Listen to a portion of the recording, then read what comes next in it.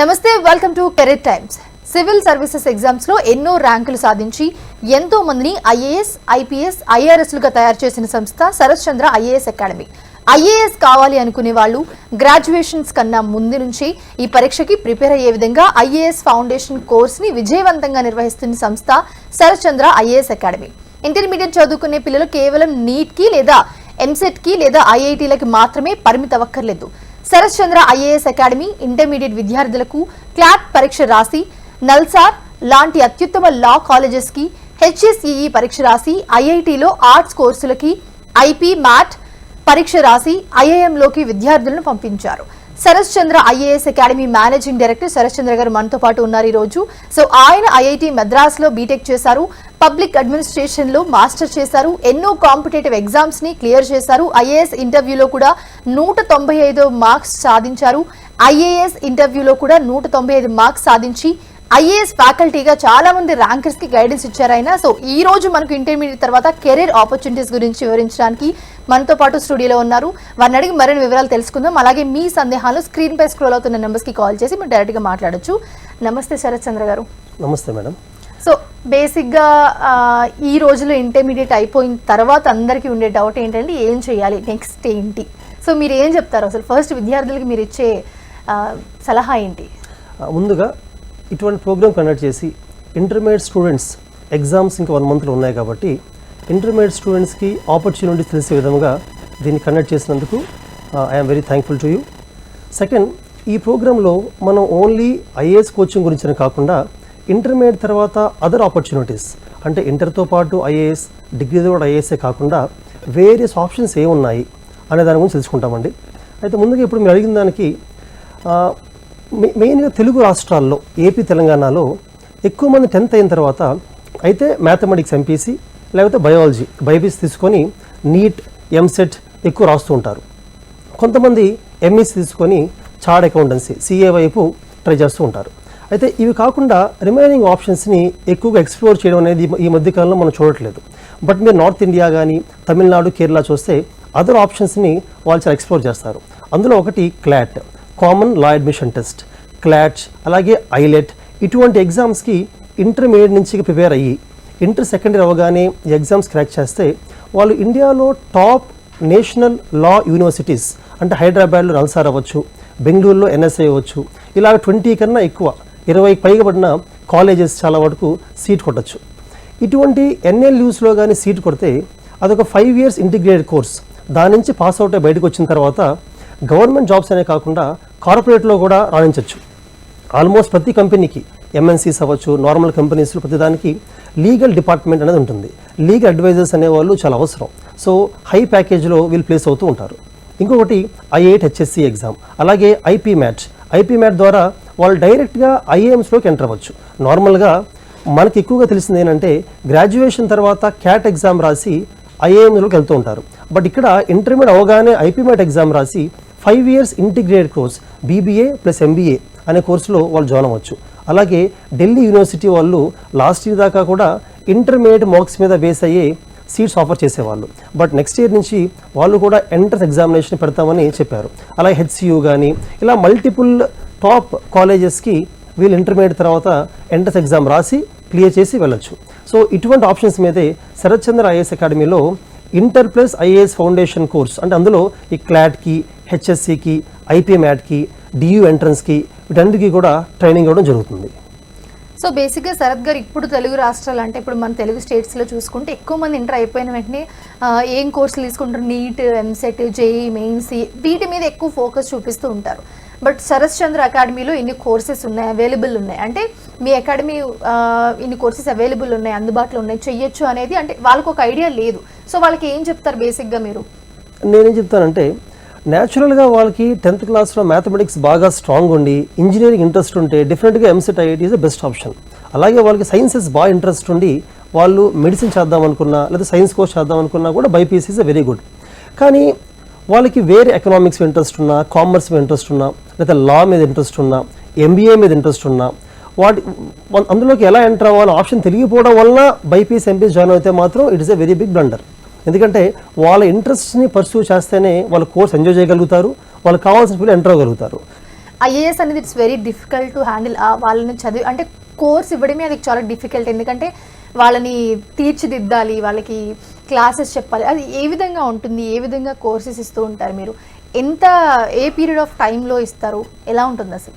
Okay, దీనికి సంబంధించండి graduation అయిపోయిన తర్వాత సివిల్స్ కోచింగ్ తీసుకొని ర్యాంక్ కొట్టిన వాళ్ళు చాలామంది ఉన్నారు. వాళ్ళు ఎటువంటి గ్రాడ్యుయేషన్ చేసినప్పటికీ కూడా ఒక 1 year 2-3 years ప్రిపేర్ అయ్యి ర్యాంక్ కొట్టడం ఉన్నారు. ఫస్ట్ టైం మిస్ అయినా second time third time rank కొట్టడం మనం చూస్తూ ఉంటాం. బట్ ఇంటర్మీడియట్ తర్వాత కొంతమంది డిగ్రీలో జాయిన్ అప్పటి నుంచే ఈ సివిల్స్కి ప్రిపేర్ అవుతూ ఉంటారు. అడ్వాంటేజ్ ఏంటి దానివల్ల, ఒక 3 years 4 years వాళ్ళు సివిల్స్ ప్రిపరేషన్ చేస్తూ ఉంటారు కాబట్టి నార్మల్గా డిగ్రీలో మనం ఎంత కష్టపడి చదివినా కూడా మనకి ఎనఫ్ టైం మిగులుతూ ఉంటుంది. ఈ మిగిలిన టైంలో సివిల్స్ ప్రిపేర్ అవ్వడం వలన ఈ గ్రాడ్యుయేషన్ నుంచి బయటికి రాగానే వాళ్ళు సివిల్స్ ఎగ్జామ్ క్రాక్ చేయగలుగుతారు. అంటే 21 years కల్లా సివిల్స్ క్రాక్ చేయగలుగుతారు. సో వాళ్ళకి ఈ బ్యూరోక్రసీలో అంటే నెంబర్ ఆఫ్ ఇయర్స్ ఎక్కువ 40 years సర్వీస్ చేసే అవకాశం దొరుకుతుంది. దానివల్ల సెంట్రల్ గవర్నమెంట్లో టాప్ లెవెల్కి వెళ్ళే అవకాశం ఉంటుంది. సో శరత్ చంద్ర ఐఏఎస్ అకాడమీలో కూడా డిగ్రీతో పాటు ఐఏఎస్ అనే కోర్సుని మేము ఇంట్రొడ్యూస్ చేయడానికి కారణం ఏంటంటే, ఈ ఐఏఎస్ సిలబస్ మొత్తాన్ని 1 yearలో ఫాస్ట్గా ఫినిష్ చేయడం అనేది వేరు గ్రాడ్యుయేషన్ అయిపోయిన వాళ్ళకి.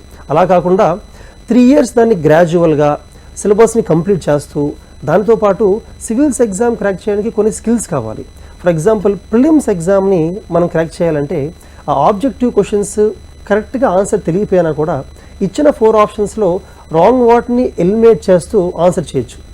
అలాగే యూపీఎస్సీ అంటే సివిల్స్ ఎగ్జామినేషన్ మెయిన్స్ తీసుకుంటే అందులో ఆన్సర్ రైటింగ్ స్కిల్స్ చాలా ఇంపార్టెంట్.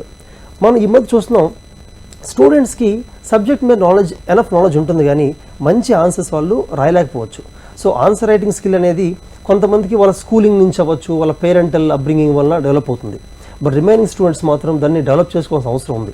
సో ఈ 3 years పాటు కూడా ఏ టాపిక్ మేము చెప్పినా దాని మీద ఇంట్రెస్టింగ్ క్వశ్చన్స్ ఇచ్చి వాళ్ళతో ఓన్గా ఆన్సర్స్ రాయించి ఫీడ్బ్యాక్ ఇచ్చి వాళ్ళు ఆ స్కిల్ ఇంప్రూవ్ చేస్తాం. పర్టికులర్గా ఏ క్వశ్చన్కైనా కూడా స్పెసిఫిక్గా ఇదే ఆన్సర్ అంటూ ఉండదు. ఎందుకంటే హ్యుమానిటీస్ కాబట్టి, సోషల్ కాబట్టి ఆ క్వశ్చన్ ఏదైనా దానికి వాళ్ళు డిఫరెంట్ సబ్జెక్ట్స్ నుంచి ఆన్సర్స్ రాయొచ్చు. అగ్రికల్చర్ మీద క్వశ్చన్ ఇచ్చినప్పుడు జాగ్రఫీ నుంచి రెయిన్ఫాల్ ప్యాటర్న్ అని, సాయిల్స్ అని, అలాగే ఎకానమీ నుంచి ఎంఎస్పీ మీద అని, ఎక్స్పోర్ట్ ఫెసిలిటీస్ గురించి, హిస్టరీ నుంచి గ్రీన్ రెవల్యూషన్ అవ్వచ్చు, లేదా ట్యాక్సేషన్ బ్రిటిష్ అవ్వచ్చు, ఇలా మల్టిపుల్ సబ్జెక్ట్స్ నుంచి తీసుకుని ఆన్సర్ రాయొచ్చు. అలాగే ఇంటర్వ్యూ ఐఏఎస్లో ప్రిలిమ్స్ మెయిన్స్ క్వాలిఫై అయిన తర్వాత ఇంటర్వ్యూ అంటే పర్సనాలిటీ టెస్ట్ అనేది కీ రోల్ ప్లే చేస్తుంది.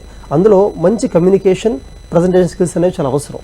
సో ఈ రకంగా ప్రిలిమ్స్ మెయిన్స్ ఇంటర్వ్యూ క్లియర్ చేయడానికి ఏ స్కిల్స్ అయితే కావాలో ఆ స్కిల్స్ని డెవలప్ చేయడానికి కనీసం ఒక 2 to 3 years టైం పడుతుంది. సో ఈ ఉద్దేశంతో ఈ డిగ్రీ ప్లస్ ఐఏఎస్ అనే కోర్సులో మనం సివిల్స్ అనేది గ్రాడ్యువల్గా చెప్పడం జరుగుతుందండి. అయితే శరత్ గారు, మీరన్నదే చూస్తే కనుక ఇప్పుడు ఐఏఎస్కి ప్రిపేర్ అవుతూ ఉంటారు, డిగ్రీ చదువుతూ ఉంటారు, లేకపోతే ఇంకా డిగ్రీతో పాటు ఇంకా మిగతా కాంపిటేటివ్ ఎగ్జామ్స్ కూడా ప్రిపేర్ అవుతూ ఉంటారు. అంటే ఎలా హ్యాండిల్ చేయడం అవుతుందా, అసలు ఎలా చేస్తారు మీరు? అంటే ఒకటండి, ఇప్పుడు ఇంటర్మీడియట్లో అయినా కూడా డిగ్రీ అయినా కూడా మనం ఎక్కువ ఫోకస్ చేయాల్సిన అకాడమిక్స్ మీదే. ఫర్ ఎగ్జాంపుల్ ఒక ఇంటర్మీడియట్ స్టూడెంట్ అతని ఇంటర్మీడియట్ సిలబస్ మీద ఎక్కువ ఫోకస్ చేయాలి. బట్ ఒక 2 to 3 hours పాటు సమ్ కాంపిటేటివ్ ఎగ్జామినేషన్ ఏదైతే అతను చూస్ చేసుకున్నాడో దాన్ని వర్క్ చేయాల్సిన అవసరం ఉంటుంది. అలాగానే వర్క్ చేయకపోతే ఇంటర్ సెకండరీ అవగానే ఆ కాంపిటేటివ్ ఎగ్జామ్స్ రాసి క్రాక్ చేయడం అనేది కష్టం. మా దగ్గర ఇంటర్మీడియట్ స్టూడెంట్స్లో ఫస్ట్ 1.5 year కూడా ఈ కామన్గా నేను చెప్పిన current affairs, social studies, arithmetic వీటిని ఫోకస్ చేస్తూ ఇంగ్లీష్ మీద కూడా బాగా ఫోకస్ చేస్తూ లాస్ట్ 5 to 6 months మాత్రం స్పెసిఫిక్గా ఏ ఎగ్జామ్కి వెళ్దాం అనుకుంటారో ఆ ఎగ్జామ్లో స్పెషల్గా ఎక్స్ట్రా టాపిక్స్ ఏముంటాయో వాటి మీద ఫోకస్ చేయడం జరుగుతుంది. సో ఎలాగో వాళ్ళ కరికులంలో కూడా ఇంటర్మీడియట్లో వాళ్ళ హెచ్ఈసి, సిఈసి ఇలాంటివి తీసుకున్నారు కాబట్టి ఇంటర్మీడియట్లో ఉన్న సిలబస్ చాలా వరకు ఈ ఎగ్జామ్కి హెల్ప్ అవుతుంది. ఎలాగైతే మీరు ఐఐటి జేఈ రాద్దాం అనుకున్నప్పుడు ఇంటర్మీడియట్లో ఉన్న మ్యాథ్స్, ఫిజిక్స్, కెమిస్ట్రీ ఎలా హెల్ప్ అవుతాయో మీరు ఈ హెచ్ఎస్సి ఎగ్జామ్, క్లాట్ రాద్దాం అనుకున్నప్పుడు ఇంటర్మీడియట్లో చదివిన హిస్టరీ, ఎకనామిక్స్, సివిక్స్, ఇంగ్లీష్ బాగా హెల్ప్ అవుతాయి. సో ఇంటర్మీడియట్ నెగ్లెక్ట్ చేయకుండా దాని మీద ఫోకస్ చేస్తూ ప్యారల్గా వీటిని మేము బ్యాలెన్స్ చేయడం ట్రై చేస్తూ ఉంటాం. అయితే ఇప్పుడు ఈ కాంపిటేటివ్ ఎగ్జామ్స్ ఏవైతే జరుగుతాయి వీటి వల్ల చాలా స్ట్రెస్ అనేది కూడా ఎక్కువ అవుతూ ఉంటుంది పిల్లల్లో. సో దానికి సంబంధించి మీరు ఎలాంటివి జాగ్రత్తలు తీసుకుంటారు? ఎందుకంటే కంటిన్యూగా చదువుతూనే ఉన్నా కూడా వాళ్ళకి ఒక్కొక్కసారి బుర్రకి ఎక్కదు, అర్థం కాదు, ఒక స్ట్రెస్లోకి వెళ్ళిపోతారు వాళ్ళు. సో దానికోసం మీరు ఏం చేస్తూ ఉంటారు? ఓకే, ఇందులో అండి నేను బీటెక్ చేసిన ఐఐటి మెడ్రాస్లో. నేను ఐఐటి మెడ్రాస్లో ఉన్నప్పుడు బీటెక్ స్టూడెంట్స్నే కాకుండా ఈ డెవలప్మెంట్ స్టడీస్ స్టూడెంట్స్ని, ఇంగ్లీష్ స్టూడెంట్స్ చూశాను. సో పర్టికులర్గా తెలుగు రాష్ట్రానికి వచ్చే స్టూడెంట్స్ వాళ్ళ ఇంటర్మీడియట్లో ఈ ఐఐటి జేఈకి కానీ లేకపోతే నీట్కి కానీ ప్రిపరేషన్ పద్ధతి బాగా స్ట్రెస్ఫుల్గా ఉంటుంది. అంటే మార్నింగ్ 6 నుంచి నైట్ 11 దాకా చదువుతూనే ఉంటారు. బట్ నేను అబ్జర్వ్ చేసింది ఏంటంటే అదర్ స్టేట్స్ నుంచి వచ్చిన స్టూడెంట్స్ చాలామంది హార్డ్ వర్క్ చేస్తారు. అలా అని చెప్పి పర్సనల్ లైఫ్ని పక్కన పెట్టి డే అంతా చదువుతూ ఉండరు. ఇన్ఫ్యాక్ట్ మనం ఒక డేలో ఒక 1 to 2 hours physical activities spend చేయడం కానీ, లేదా డిబేట్స్ కానీ, ఎలక్యూషన్స్ కానీ ఇలా చేస్తూ ఉండడం వలన మనం ఇంకా కొంచెం స్మార్ట్గా, షార్ప్గా తయారయ్యి ఎగ్జామ్ డిమాండ్ని బెటర్గా అర్థం చేసుకోగలుగుతాం. ఎంతమందిని తీసుకుంటారండి? ఐఏఎస్ అంటే చాలా మంది వస్తూ ఉంటారు జాయిన్ కావడానికి. ఇన్ని బ్యాచ్లు ఉంటాయా, లేకపోతే ఎంతమందికి ఇస్తారు మీరు? ఓకే, అంటే శరత్ చంద్ర ఐఏఎస్ అకాడమీ విజయవాడలో బ్రాంచ్ ఉందండి, హైదరాబాద్లో కూడా ఉంది. సో ఇందులో గ్రాడ్యుయేషన్ అయిపోయిన వాళ్ళు కొంతమంది మార్నింగ్స్, ఆఫ్టర్నూన్స్, ఈవినింగ్స్ అలా బ్యాచెస్లో జాయిన్ అవుతూ ఉంటారు, బ్యాచెస్ వైజ్గా. డిగ్రీతో పాటు జాయిన్ వాళ్ళు కొన్ని బ్యాచెస్ ఉంటారు, ఇంటర్ వాళ్ళు కొన్ని బ్యాచెస్ ఉంటారు. అయితే ఈ గ్రాడ్యుయేషన్ తర్వాత వాళ్ళకి మేము ఏంటంటే 1 yearలో సిలబస్ ఫినిష్ చేయాలి కాబట్టి పేస్ ఒకలా ఉంటుంది. డిగ్రీలో జాయిన్ అయ్యే వాళ్ళకి స్పీడ్ కొంచెం తక్కువగా, రీజనబుల్గా ఉంటుంది. ఇంటర్మీడియట్ వాళ్ళకి కొంచెం వాళ్ళ ఏజ్ ప్రకారంగా, వాళ్ళ మెచ్యూరిటీ ప్రకారంగా, ఆ సిలబస్ ప్రకారంగా వేరే పేస్ చెప్తూ ఉంటాము. సో ఈ స్టూడెంట్స్లో మనం ఎంత బాగా ప్రిపేర్ చేయించినా, వాళ్ళు ఎంత కష్టపడినా కూడా at the end of the day civil service ఎగ్జామ్లో సీట్స్ లిమిటెడ్గా ఉంటాయి, ఒక 600 సీట్స్ ఉంటాయి. సో కొంతమందికి మాత్రమే ర్యాంక్ వచ్చే అవకాశం ఉంటుంది. బట్ రిమైనింగ్ స్టూడెంట్స్ ఎవరైతే ఇంకా గవర్నమెంట్ సర్వీస్లోకి వెళ్ళాలనుకుంటారో అటువంటి వాళ్ళకి ప్లెథోరా ఆఫ్ ఆప్షన్స్ ఉన్నాయి. అంటే ఫర్ ఎగ్జాంపుల్ రీసెంట్గా Telangana state public service commission Group 1 పడింది. అలాగే ఆంధ్రప్రదేశ్ కూడా నెక్స్ట్ మంత్లో Group 1 నోటిఫికేషన్ ఇవ్వబోతుంది. ఇటువంటి ఎగ్జామ్స్ని ఈజీగా రాయగలుగుతారు. ఎందుకంటే ఈ Group 1 ఎగ్జామ్స్లో 80% సిలబస్ సివిల్స్ లాగే ఉంటుంది. ఇన్ఫ్యాక్ట్ ఇవే కాకుండా సెంట్రల్ గవర్నమెంట్ ఎగ్జామ్స్ అంటే IRDA ఎగ్జామ్ ఉంది, insurance regulatory development authority of India exam కానీ, లేదా EPFO exam, employment provident for organisation exam కానీ, లేదా SEBI ఎగ్జామ్ కానీ, reserve bank of India exam కానీ, food corporation of India exam కానీ, NABARD కానీ, ఇలా సెంట్రల్ గవర్నమెంట్లో చాలా మంచి మంచి ఎగ్జామ్స్ హై ప్యాకేజ్తో ఉన్నాయి. సో సివిల్స్ మిస్ అయినప్పటికీ కూడా వీళ్ళు సివిల్ సర్వీస్తో పాటు మేము వాళ్ళని అరిథమెటిక్, రీజనింగ్, ఇంగ్లీష్లో ట్రైన్ చేస్తున్నాం కాబట్టి ఈ ఎగ్జామ్స్ కూడా క్రాక్ చేయగలుగుతారు. ఫర్ ఎగ్జాంపుల్ మా స్టూడెంట్స్ ప్రిపేర్ అయిన వాళ్ళు లాస్ట్ 3 yearsలో సివిల్ సర్వీస్ ర్యాంక్స్ మాకు వచ్చినవి 12 ర్యాంక్స్, 12 ర్యాంక్స్. కానీ Group 1లో కొన్ని ర్యాంక్స్ వచ్చాయి, CAPFలో కొన్ని ర్యాంక్స్ వచ్చాయి, నబార్డ్లో కొన్ని వచ్చాయి, EPFOలో వచ్చాయి. సో ఇవన్నీ చూసుకుంటే large number of students qualify అయ్యారు. ఇంకొకటి, ఈ 12 స్టూడెంట్స్ ఎవరైతే లాస్ట్ 3 yearsలో మన అకాడమీ నుంచి ర్యాంక్ సంపాదించారో వాళ్ళు అబ్జర్వ్ చేస్తే క్లోజ్గా వాళ్ళు సిలబస్ని అర్థం చేసుకొని స్మార్ట్గా, అంటే లైఫ్లో ప్రిపరేషన్ ఎంజాయ్ చేస్తూ, పర్సనల్ లైఫ్ టైం స్పెండ్ చేస్తూ ర్యాంక్ కొట్టారు. కానీ అన్ని పక్కన పెట్టి ఫుల్ ఫ్లెడ్జ్డ్గా చదివిన వాళ్ళు తక్కువ ఉంటారు. సో ప్రిపరేషన్లో మనకి ఏ రకంగా 1 year యూజ్ చేసుకోవాలి, సిలబస్లో దేని ఎక్కువ ఫోకస్ చేయాలి, ఏ స్కిల్స్ ఇంప్రూవ్ చేసుకోవాలి అనేది తెలిస్తే లిమిటెడ్ సోర్సెస్ పెట్టుకొని ఎక్కువ రివైజ్ చేసి ఎగ్జామ్ ఖచ్చితంగా క్రాక్ చేయగలం. దగ్గర నుంచి మనం ఐఏఎస్ గురించి మాట్లాడుతున్నాం, కోచింగ్ గురించి ఐఏఎస్ ఫౌండేషన్ కోర్స్ అని అంటున్నారు, ఏంటి అసలు? అంటే ఒకటండి, నేను ఈ ఇంటర్మీడియట్ని, డిగ్రీ, ఐఏఎస్ ఫౌండేషన్ కోర్స్ ఎందుకు అంటున్నానంటే మన దగ్గర ఇంటర్మీడియట్ జాయిన్ అయిన స్టూడెంట్స్ ఐఏఎస్ ఎగ్జామ్ క్రాక్ చేయని ఉద్దేశంతోనే జాయిన్ అవ్వరు. అంటే కొంతమంది అలా జాయిన్ అయ్యే అవకాశం ఉంది, కానీ కొంతమంది క్లాట్ కోసం, ఇంకొంతమంది HSC ఎగ్జామ్ కోసం, IP మ్యాట్ కోసం జాయిన్ అవుతూ ఉంటారు. బట్ ఈ ఎగ్జామ్స్ అన్నింటిలో సిలబస్ చూస్తే సివిల్ సర్వీసెస్లో సిలబస్కి బాగా సిమిలర్గా ఉంటుంది. అంటే న్యూస్ పేపర్ నుంచి వచ్చిన కరెంట్ అఫైర్స్ కానీ, social studies, history, geography, economy, polity, environment, ఇటువంటి అంశాల మీద కానీ, అలాగే అరిథమెటిక్, రీజనింగ్, వీటి మీదే ఉంటుంది. కాబట్టి ఇండైరెక్ట్గా సివిల్ సిలబస్లో ఫండమెంటల్స్ని మనం చదువుతున్నాం ఈ ప్రిపరేషన్ ద్వారా. సో అందుకని నేను దీన్ని ఐఏఎస్ ఫౌండేషన్ కోర్స్ అని అంటున్నాను. ఎందుకంటే ఐఏఎస్ ఎగ్జామ్లో కూడా మ్యాథమెటిక్స్, సైన్సెస్ కన్నా కూడా హ్యుమానిటీస్ మీదే సిలబస్ ఎక్కువ ఉంటుంది. కాబట్టి వీటిని ఐఏఎస్ ఫౌండేషన్ కోర్స్ అంటాం. అయితే ఇంటర్మీడియట్ ఫినిష్ అయిన స్టూడెంట్స్తో ఎగ్జామ్ రాయిస్తున్నాం కాబట్టి ఎగ్జామ్స్ అన్నీ కూడా, క్లాట్ అన్నీ కూడా క్రాక్ చేసిన వాళ్ళు క్రాక్ చేసి ఆ కాలేజ్కి వెళ్తారు. కొంతమంది డిగ్రీ కంటిన్యూ చేద్దాం అనుకుంటారు. సో దట్ ఏమవుతుందంటే 5 years వాళ్ళు ఈ కాంపిటేటివ్ ఎగ్జామ్స్కి ప్రిపేర్ అవుతూ ఉంటారు. అది కంప్లీట్లీ వాళ్ళ ఇంట్రెస్ట్. అంటే 5 years చదివితేనే ఐఏఎస్ వస్తుంది అనేది కంప్లీట్లీ ఒక మిస్కన్సెప్షన్. ఐఏఎస్ రావడానికి 2 years అయినా పర్లేదు, 3 years అయినా, 5 years అయినా, depends on the student. So ఇవన్నీ కలిపి చెప్తున్నాం కాబట్టి ఐఏఎస్ ఫౌండేషన్ అని పేరు పెట్టడం జరిగింది. సో ఐఏఎస్కి కానివ్వండి, లేకపోతే ప్రిపేర్ అయ్యే వాళ్ళకి కానివ్వండి, so faculty is very important. ఎందుకంటే వాళ్ళే అన్నీ చెప్పాలి, వాళ్ళ నుంచే నేర్చుకుంటారు కాబట్టి. సో శరత్ చంద్ర అకాడమీలో ఫ్యాకల్టీ ఏ విధంగా ఉంటుంది, ఎంత సపోర్టివ్గా ఉంటారు? ఓకే, మీరు అడిగిన క్వశ్చన్ చాలా మంచి క్వశ్చన్ అండి. ఎందుకంటే సివిల్ సర్వీస్ ఎగ్జామ్కి ట్రైన్ చేసే ఫ్యాకల్టీకి సబ్జెక్ట్ మీద అవగాహనతో పాటు ఎగ్జామ్ డిమాండ్ బాగా తెలియాలి.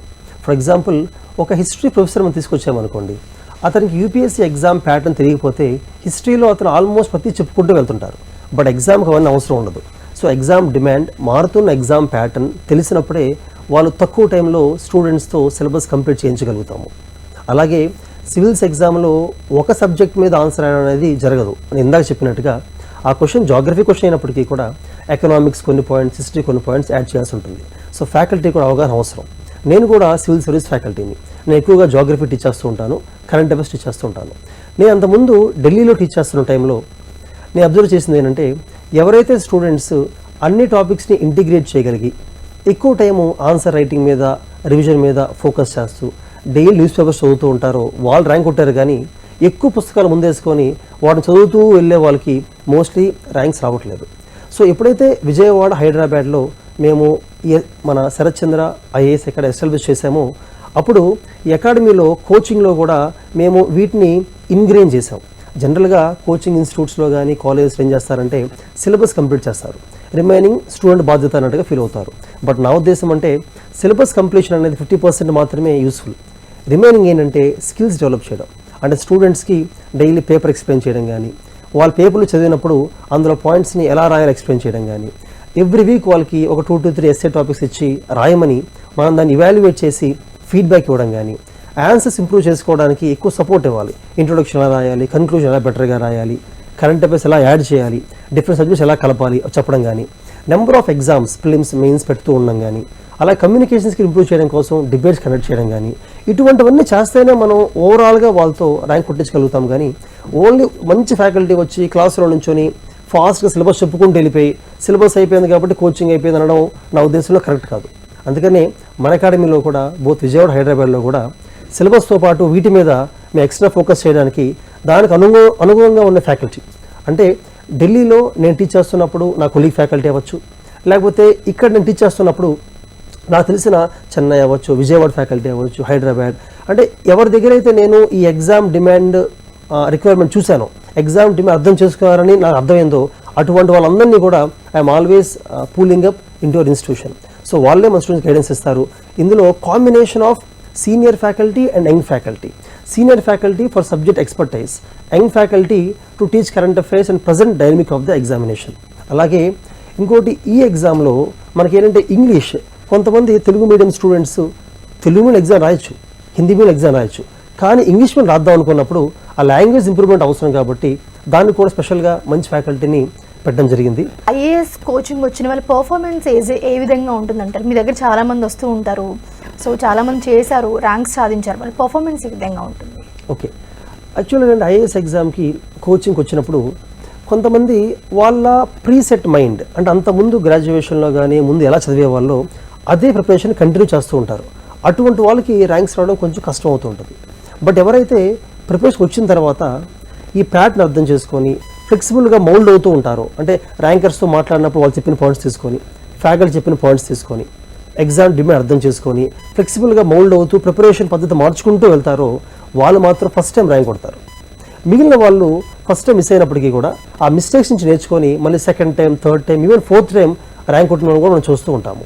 సో మీరు అడిగినట్టుగా ఎలాగా పర్ఫామ్ చేస్తూ ఉంటారనే దానికి ఆన్సర్ ఏంటంటే, బాగా తెలివైన వాళ్ళు, బాగా కష్టపడే వాళ్ళని కాకుండా ఎగ్జామ్ ప్రిపరేషన్కి మౌల్డ్ అయ్యే వాళ్ళు, డిసిప్లిన్డ్గా కన్సిస్టెంట్గా ఫస్ట్ డే నుంచి అదే ప్యాటర్న్ చదివే వాళ్ళు, వీళ్ళు ఎక్కువ పర్ఫామ్ చేస్తూ ఉంటారు. బట్ సివిల్స్ మిస్ అయినంత మాత్రాన వాళ్ళు బాగా పర్ఫామ్ చేయాలని చెప్పలేము. కొన్నిసార్లు ఎంత బాగా కష్టపడినా కూడా మనకు కావాల్సిన అన్ని ఫ్యాక్టర్స్ కలిసి రాకపోవడం వల్ల కూడా సివిల్స్ ఎగ్జామ్ మిస్ అవ్వడం చూస్తూ ఉంటాం. అటువంటి వాళ్ళు డిసప్పాయింట్ అవ్వాల్సిన అవసరం లేదు. వాళ్ళకి అదే level of exam, for example group 1 exam కూడా సిమిలర్లీ గుడ్ ఎగ్జామినేషన్. ఇందాక చెప్పినట్టుగా నేను సెబీ, నబార్డ్, ఐఆర్డిఏ లేదా రిజర్వ్ బ్యాంక్ ఆఫ్ ఇండియా కూడా గుడ్ ఎగ్జామ్స్, వీటిలో వాళ్ళు బాగా రాణించగలుగుతారు. ఇన్ఫ్యాక్ట్ వాళ్ళు మాస్టర్స్ లేదా పిహెచ్డీ కూడా తర్వాత చేసి మంచి యూనివర్సిటీస్కి ప్రొఫెసర్స్కి వెళ్ళగలుగుతారు కూడా. సో బేసిక్గా చూసుకుంటే ఈ ఐఏఎస్ ఎగ్జామ్ ఎవరైతే రాస్తారో వీళ్ళందరూ కూడా ఎంత స్ట్రెస్ ఫీల్ అయినా దానికి మీరు చెప్తూ ఉంటారు, లేకపోతే మీరు అన్నట్టే ఎక్స్ట్రా కరిక్యులర్ యాక్టివిటీస్ ఉంటాయి. బట్ మెంటలీ వాళ్ళు లో ఉంటే, లైక్ చాలా బాగా చదివే వాళ్ళు చాలామంది ఉంటారు, బట్ కాన్ఫిడెన్స్ కోల్పోతారు అక్కడికి వచ్చినప్పటికీ, ఎగ్జామ్ రాసినప్పటికీ. సో వాళ్ళకి ఏ విధంగా ఉంటుంది మీ దగ్గర కోచింగ్ చెప్తారా మీరు? యాక్చువల్గా మీరు చెప్పింది కరెక్ట్ అండి. ఎందుకంటే ఈ ఎగ్జామ్ ప్రిపరేషన్లో కొన్నిసార్లు డీమోటివేట్ అవుతూ ఉంటారు, డీమోటివేట్. ఈవెన్ ఫస్ట్ ర్యాంక్ వచ్చే స్టూడెంట్ కూడా ఇంటర్వ్యూ చేసి రిజల్ట్ వచ్చేంత వరకు కూడా ఎగ్జామ్ ర్యాంక్ వస్తుందని చెప్పలేము. ఎందుకంటే ఇది సైన్స్ ఎగ్జామ్ కాదు. సైన్స్లో ఏంటంటే మీరు మ్యాథ్స్లో కానీ సైన్స్లో కానీ మీకు ఆన్సర్ తెలుసు, ఎక్కువ మార్క్స్ పెట్టే కొద్దీ నాకు మార్క్స్ బాగుందని తెలుస్తుంది. బట్ ఇక్కడ అలా కాదు. ఇంటర్వ్యూలో మీరు ఎలా చేశారో మీకు తెలియదు. మెయిన్స్లో ఎస్సీ ఎలా రాశారు అనేది మీరు ఒకలా అనుకుంటారు, బట్ ఇవాల్యుయేటర్కి అది నచ్చకపోవచ్చు, లేకపోతే రిక్వైర్మెంట్ ఎగ్జామ్ ప్రకారం ఉండకపోవచ్చు.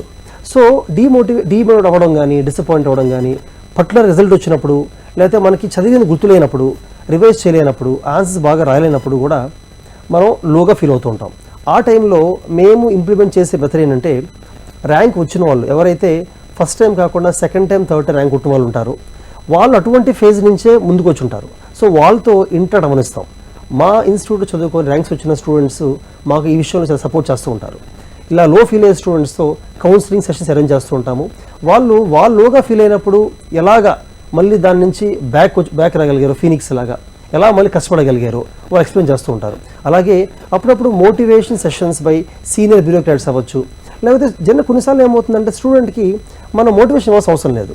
అతని ప్రాబ్లమ్స్ని జాగ్రత్తగా విని కొన్ని వాటికి సొల్యూషన్ ప్రొవైడ్ చేసినా కూడా they will feel happy, they will regain the strength and again they will prepare very well. So ఇటువంటివి మనం ప్రిపరేషన్ సిస్టంలో మన ఇన్స్టిట్యూషన్లో ఇంటిగ్రేట్ చేసాము వీటిని. సో శరత్ గారు, బేసిక్ ఇప్పుడు మీ ఇన్స్టిట్యూట్కి వస్తే అసలు ఏమేం కోర్సెస్ ఉన్నాయి మాట్లాడదాం. ఏం కోర్సెస్ అవైలబుల్ ఉన్నాయి, ఏమేం చేయొచ్చు? ఎందుకంటే ఇందాక మీరు అన్నట్టు హెచ్ఎస్సి మనకి ఎక్కడ బయట అవైలబుల్ ఉండదు ఏ కాలేజెస్లో కూడా. సో మీ దగ్గర అవైలబుల్ ఉంది. సో అట్లా ఏమేం కోర్సెస్ ఉన్నాయి? ఓకే మేడం, మీరు చెప్పినట్టుగా ఎక్కువగా తెలుగు స్టేట్స్లో ఐఐటి హెచ్ఎస్సికి పర్టికులర్గా కోచింగ్ అంటూ ఎక్కువగా ఎక్కడ ఇవ్వట్లేదు. ఎక్కువగా నీట్, ఐఐటి జేఈకి ఫోకస్ చేస్తూ ఉంటారు. ఈవెన్ ఐపీ మ్యాట్ కూడా పెద్దగా ఇన్స్టిట్యూట్స్ లేవు. సో ఇన్ఫ్యాక్ట్ నేను ఫస్ట్లో శరత్ చంద్ర ఐఏఎస్ ఇక్కడ స్టార్ట్ చేసినప్పుడు ఇందాక చెప్పినట్టుగానే సివిల్ సర్వీసెస్ అంటే ఐఏఎస్, ఐపీఎస్ కొట్టే విధంగానే కోచింగ్ స్టార్ట్ చేశాను. బట్ గ్రాడ్యువల్గా ఈ కోచింగ్ ఇస్తున్నప్పుడు నేను అబ్జర్వ్ చేసింది ఏంటంటే, సోషల్ స్టడీస్ మీద, కరెంట్ అఫైర్స్ మీద, ఇంగ్లీష్ మీద, రైటింగ్ స్కిల్స్ మీద స్టూడెంట్స్ గ్రిప్ లేకపోవడం వలన ఎగ్జామ్ మిస్ అవుతూ ఉన్నారు. అందుకనే తర్వాత మనం శరత్ చంద్ర జూనియర్ కాలేజ్ ఎస్టాబ్లిష్ చేసి ఇంటర్మీడియట్లో హ్యుమానిటీస్ కోర్సెస్ని ఫోకస్ చేసాం. అంటే హెచ్ఈసి, సిఈసి, ఎంఈసి ఫోకస్ చేసాం. సో ఆ స్టేజ్ నుంచి వాళ్ళకి ఇంగ్లీష్ రైటింగ్ స్కిల్స్ కానీ, హ్యుమానిటీస్ మీద కానీ ఇంట్రెస్ట్ పెంచుతూ ఉన్నాం. సో ఇందాక చెప్పినట్టుగా మా దగ్గర స్టూడెంట్ 3 to 4 years ఉంటారు కాబట్టి మాకు ఎనఫ్ టైం దొరుకుతుంది అన్ని స్కిల్స్ డెవలప్ చేయడానికి. ఇంకో కోర్స్కి వస్తే లాంగ్ టర్మ్ కోర్స్, అంటే జనరల్గా గ్రాడ్యుయేషన్ అయిపోయిన తర్వాత కొంతమంది ఈవెన్ సాఫ్ట్వేర్లో వర్క్ చేసి వేరే కంపెనీస్ వర్క్ చేసిన తర్వాత కూడా కొంతమంది నా లైఫ్ ఇది కాదు, నాకు సివిల్ సిస్టమ్ అని వస్తూ ఉంటారు. సో వాళ్ళ కోసం 1 year సివిల్స్ కోచింగ్ ఉంటుంది. ఇంకొంతమంది సెంట్రల్ గవర్నమెంట్ కాదు, స్టేట్ గవర్నమెంట్లోనే బెస్ట్ జాబ్ మనం చేయాలి అనుకునే వాళ్ళు Group 1 వస్తుంటారు. వాళ్ళ కోసం Group 1 కోచింగ్ ఉంది. మా దగ్గర ఓన్లీ కోచింగ్ అనే కాకుండా కొంతమంది ఆల్రెడీ కోచింగ్ తీసుకున్న వాళ్ళు లేదా ఆల్రెడీ చదివిన వాళ్ళు ర్యాంక్ మిస్ అయిన వాళ్ళకి సపరేట్గా ఎగ్జామ్ ప్రాక్టీస్, దాన్ని టెస్ట్ సిరీస్ అంటాం. అంటే వాళ్ళకి సిలబస్ అంతా వచ్చు, నేర్చుకున్నారు, బట్ ఎగ్జామ్స్ అంత బాగా రాయలేకపోతున్నారు. వాళ్ళ కోసం టెస్ట్ సిరీస్ కోర్స్ అని చెప్పి ప్రిలిమ్స్, మెయిన్స్ ప్రాక్టీస్ చేస్తూ ఉంటాం. అలాగే కొంతమంది ఎగ్జామ్స్ బాగా రాసినా కూడా ఇంటర్వ్యూ అంటే పర్సనల్ టెస్ట్లో బాగా పర్ఫామ్ చేయలేకుండా ఉంటారు. దానికి చాలా ఫ్యాక్టర్స్ ఉంటాయి. అటువంటి వాళ్ళకి మేము ఏంటంటే ఓన్లీ ఇంటర్వ్యూ గైడెన్స్ కూడా కండక్ట్ చేస్తూ ఉంటాం. ఇంటర్వ్యూ గైడెన్స్కి మాత్రం మా ఫ్యాకల్టీతో పాటు సీనియర్ ఐఏఎస్ ఆఫీసర్స్ని తీసుకొచ్చి మాక్ ఇంటర్వ్యూస్ కండక్ట్ చేస్తూ ఉంటాం, ఫీడ్బ్యాక్ ఇస్తూ ఉంటాం. ఫర్ ఎగ్జాంపుల్ ఈ సంవత్సరం శరత్ చంద్ర ఐఏఎస్ అకాడమీ నుంచి ప్రిలిమ్స్, మెయిన్స్ క్లియర్ చేసి ఇంటర్వ్యూకి వెళ్ళే వాళ్ళు 39 స్టూడెంట్స్ ఉన్నారు. ఇందులో కొంతమంది మా దగ్గర కంప్లీట్ కోచింగ్ తీసుకున్నారు, కొంతమంది ఓన్లీ టెస్ట్ సిరీస్ గైడెన్స్ తీసుకున్నారు, కొంతమంది మెయిన్స్ రాసిన తర్వాత ఇంటర్వ్యూ గైడెన్స్ తీసుకున్న కూడా ఉన్నారు. లాస్ట్ ఇయర్ చూసుకుంటే మన దగ్గర ఆల్మోస్ట్ 27 స్టూడెంట్స్ ఇంటర్వ్యూకి వెళ్ళారు. వాళ్ళలో లాస్ట్ 3 yearsలో 12 ర్యాంక్స్ వచ్చాయి. బట్ మిస్ అయిన వాళ్ళు ఎవరుతున్నారో వాళ్ళకి సిఏపిఎఫ్ కానీ, ఐఆర్డి కానీ, అదర్ ఎగ్జామ్స్ కూడా రావడం జరిగింది. సో మేము multiple courses, main focus civil service coaching అయినప్పటికీ కూడా ఇటువంటి స్ట్రీమే, ఇటువంటి సిలబస్తోనే ఉన్న అదర్ ఎగ్జామ్స్ కూడా మేము ఫోకస్ చేయడం జరుగుతుంది.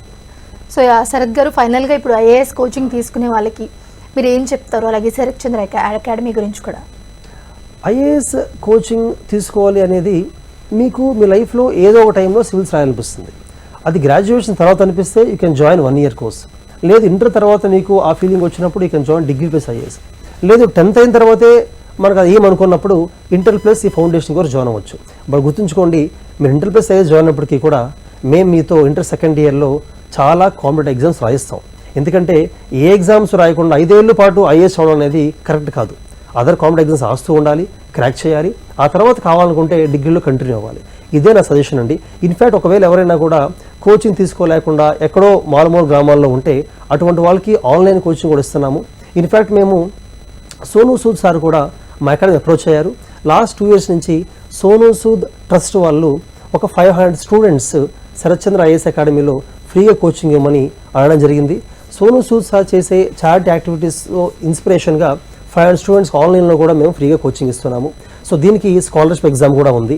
అలాగే ఎవరైతే స్టూడెంట్స్ ఐఏఎస్ కోచింగ్ తీసుకుందాం అనుకుంటారో బట్ ఎకనామికల్లీ బ్యాక్వర్డ్ అంటే ఫీజు కట్టే విధంగా ఉండరు, వాళ్ళకి ఇంటర్ అవ్వచ్చు, డిగ్రీ అవ్వచ్చు, లేదా 1 year కోర్స్ అవ్వచ్చు, ఆఫ్లైన్లో అవ్వచ్చు, ఆన్లైన్లో కూడా అవ్వచ్చు, వాళ్ళందరికీ కూడా స్కాలర్షిప్ ఎగ్జామ్ పెడుతున్నామండి. ఈ మంత్ మే నెలలో ఎవ్రీ ఇయర్ మేలో ప్రతి సండే మేము ఎగ్జామ్ పెడతాం, స్కాలర్షిప్ ఎగ్జామ్. ఆ ఎగ్జామ్ మీరు రాయొచ్చు. అందులో మీరు టాప్ 5%లో వస్తే మీకు ఆల్మోస్ట్ ఫ్రీ కోచింగ్ అంటే యాక్చువల్గా top 3% free, next 3% 50% discount, next 3% 20% discount కూడా మేము ఇస్తున్నాము to encourage bright students who are economically backward. So thank you so much Sharath గారు, చాలా విషయాలు మాతో షేర్ చేసుకున్నారు. Thank you so much for joining. Thank you madam, thank you. చూసారుగా, ఇది వాళ్ళ కెరీర్ టైమ్స్. చూస్తూనే ఉండండి HMT.